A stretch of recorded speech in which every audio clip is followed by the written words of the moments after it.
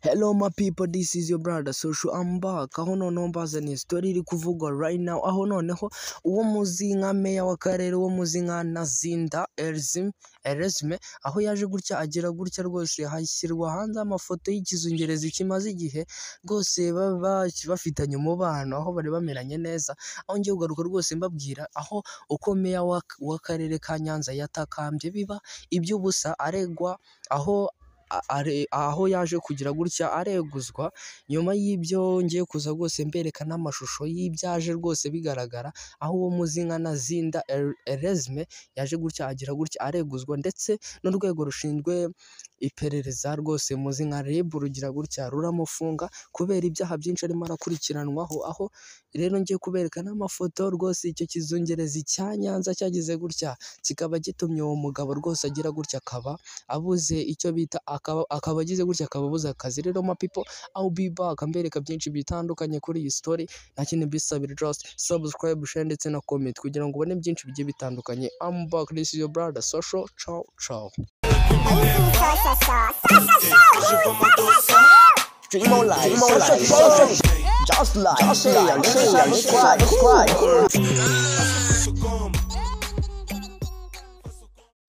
Meya w'akarere ka Nyanza yatakambye rwose biba iby'ubusa areguzwa. Inama idasanzwe y'inama njyanama y'akarere ka Nyanza yeguje uwari umuyobozi w'akarere Nazinda Erezme, aho ashinjwa kunanirwa kurangiza inshingano ze. Akarere ka Nyanza kuri X yahoze ari Twitter kanditse ko inama idasanzwe yafashe umwanzuro wo guhagarika meya Nazinda mu nshingano zo kuyobora akarere kubera impamvu zo kutuzuza inshingano uko bikwiye. Hari hashize igihe uyu muyobozi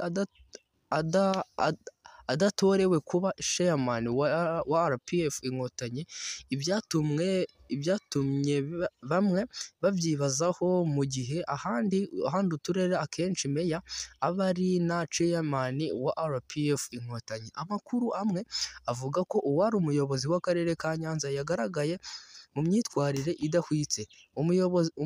Umunyamakuru wose yagize gutya arabikurikirana neza, aho yaje kuba uretse kuba meya Nazinda Erezme yegujwe ku mwanya wa meya, yanegujwe no ku mwanya w'umujyanama mu karere.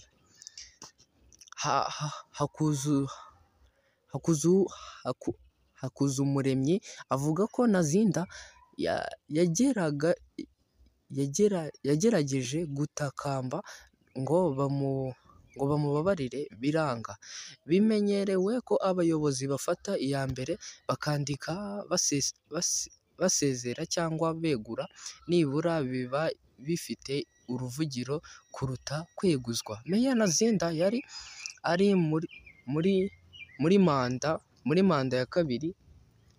ya kabiri yo kuyobora akarere ka Nyanza. Ntawamenye niba hari amakimbirane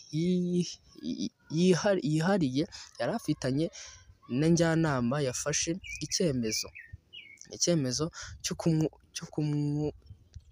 kumwubikira imbehe. Rero nuko nk'uko biri kuvugwa, benshi niko bari kugenda rwose babivuga, ariko uyu munsi nkaba naje rwose kubagezaho kuri iyi story, aho rwose nageze gutya njya ku mbuga zigiye zitandukanye ndacukumbura nsanga aho ayo mashusho muri kureba, uwo nguwo akaba ari rwose ikizungerezi cyari kimaze igihe kibimukorera rwose, aho byageze gutya bikazajya bigeraho bikivanga no mu kazi. Aho ariyo mpamvu yaje kugira gutya rwose njyanama y'akarere ikagira gutya igahita yeguza uwo muyobozi ari we meya Nazinda. Rwose yagize gutya nyuma yo gufungwa, nyuma yo kurekurwa, nyuma yo rwose kuvanwa ku buyobozi, rwose meya yahise agira gutya rero ahita afatwa n'urwego rushinzwe iperereza ari rwo RIB, aho yaje gutya kubagira gutya agahita afungwa. Rero njyewe ndakomeza rwose mbashakira stories zigiye zitandukanye kuri iyo nkuru, aho ndaza kugaruka rwose nyuma mbazaniye story icukumbuye nyuma yo kugera kuri RIB, nyuma yo gufungwa. Ese arimo arashinjwa iki, arimo arakora iki?